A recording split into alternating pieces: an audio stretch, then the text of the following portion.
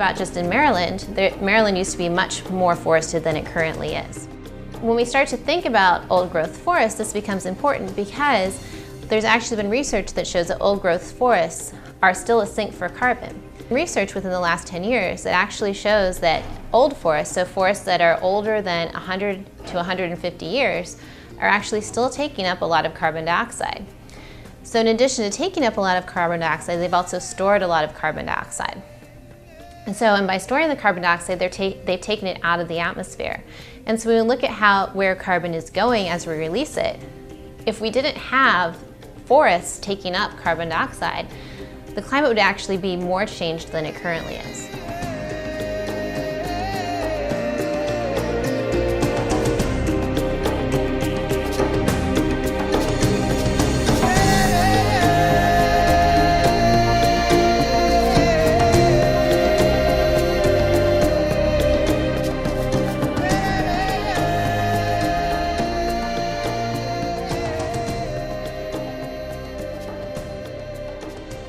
An old-growth forest is strictly the result of natural processes. It has never been managed by human beings. The original forests before the Europeans settled here were supposedly 1 billion acres of forest in just the United States alone. When you walk into an old-growth forest, it's unlike anything that you've ever seen before. I mean, all of us think we know what we're talking about when we say forest.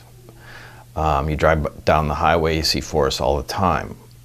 Or you go to a park and you think that's a forest. Well, those are really managed forests, and the only trees there are the trees that are there because human beings want them to be there. And when you go into an old-growth forest, it's like unlike anything you've ever seen before. It's almost medieval. The trees are so big, and there's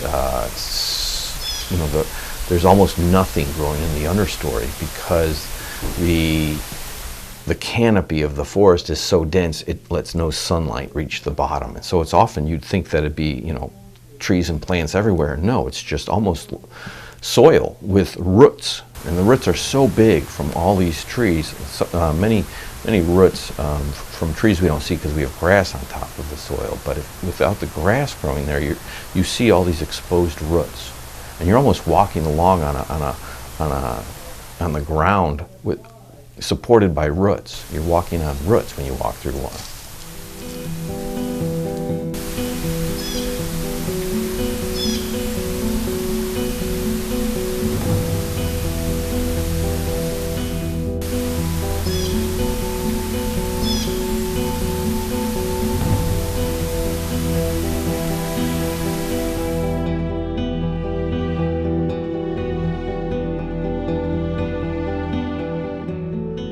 Old-growth forests are important in a lot of different ways. One is that they act as a carbon reservoir, so they have stored a lot of CO2 that was in the atmosphere a long time ago, and if we keep them there, then that CO2 does not get released back into the atmosphere and does not contribute to global warming.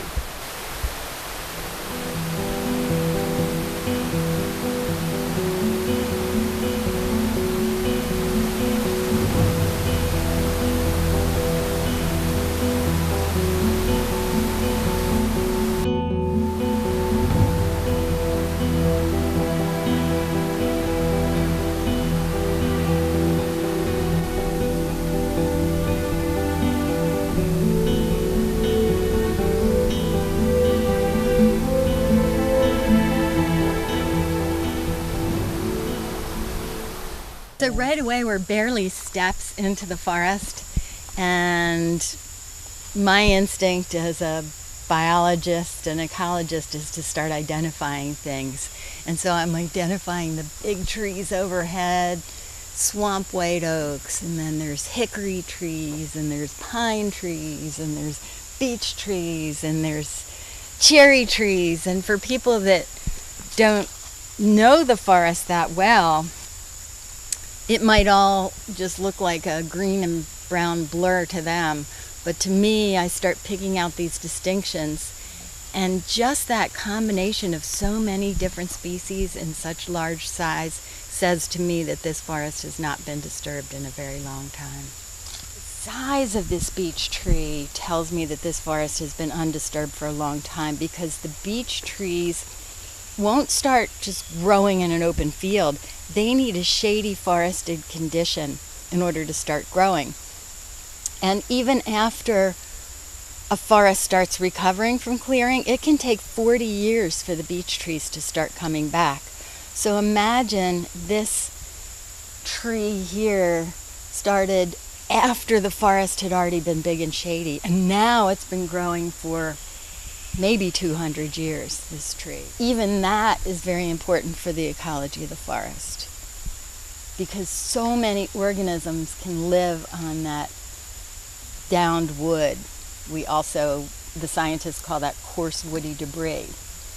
And debris sounds like something that's useless that you should throw out, but that wood is anything but. It supports a vibrant community of fungi, and that fungi can be food for beetles, and the beetles can be food for lizards and salamanders and frogs. And just like the downed coarse woody debris, the standing snags are very, very important to the ecology of the forest, because the snags, because the tree has started rotting, it's produced cavities and holes where other animals can live and hide out. So you might have bats, you might have, we just saw a squirrel climb in there, could be even small flying squirrels at night, could be raccoons, could be possums, all kinds of animals that can find safe havens up away from the forest floor, hiding in those holes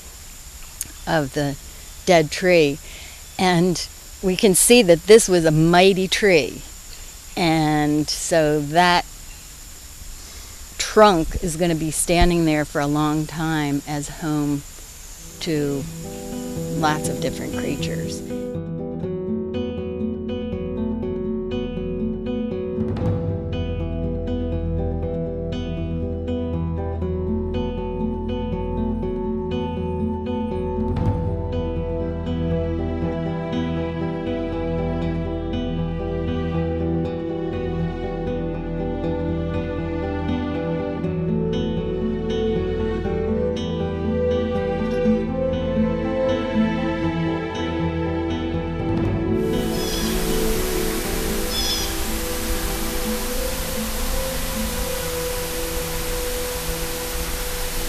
It's a plant and not a fungus because it has no green color to it. Even though it's in bloom right now, these are actually the flowers of it. So if it doesn't have any green chlorophyll in it, how can it photosynthesize for energy? And the answer is that it gets its energy from the beech roots.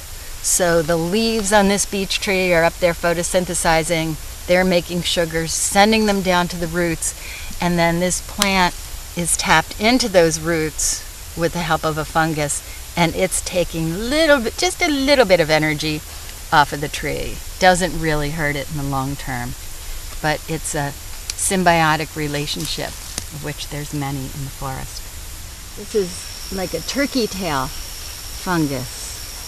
And so some fungi specialize in dead wood and some specialize in living wood. And this is a fungus that's breaking down this dead branch. An old-growth forest is not just going to have big old trees. It'll have trees of every age. So it'll have the big old trees that are living, it'll have the ones that fell over and died, and then it will have young ones that have just started and average age ones too. And that's what surprises people in the eastern old growth forests especially. They will expect all the trees to be huge, like if you go to the redwoods of California. And so when they look and they see these small trees, they think, oh, it's not that old. Well, the beauty is that the cycle of life continues, that if this forest remains untouched, the small trees we're looking at today are eventually going to be the ones that are towering and hundreds of years old. And then they will die and the cycle will continue. So that's what we like to see in an old growth forest, that there's all the life stages.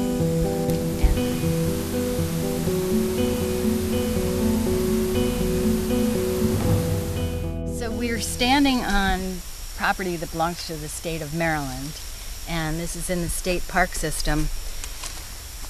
And the state has surveyed for how much old growth forest is that they own in the state. And on the eastern shore of Maryland, which is after you cross the Chesapeake Bay Bridge, all that area of Maryland, there's only 19 acres of old growth forest.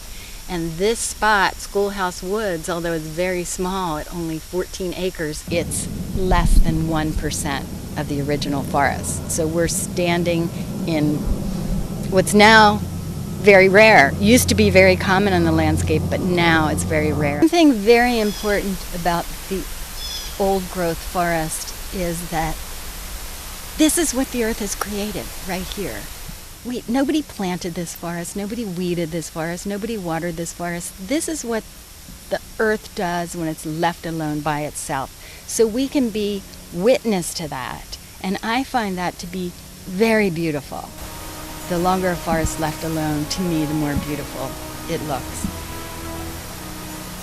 But also, the scientific data shows us that the older forest is, the more carbon dioxide it takes out of the atmosphere, the more fungi live there, the more plant species live there, the more insect species live there. The biodiversity is so much higher in the old forests than in the younger forests. So the other reason is just an understanding of how forests function, just as a control, just as a baseline. As I said, we just learned about the health effects. We're just learning about how trees communicate with each other and with fungi underground. So we need to have places that are left alone where we can study how nature has evolved and how it works.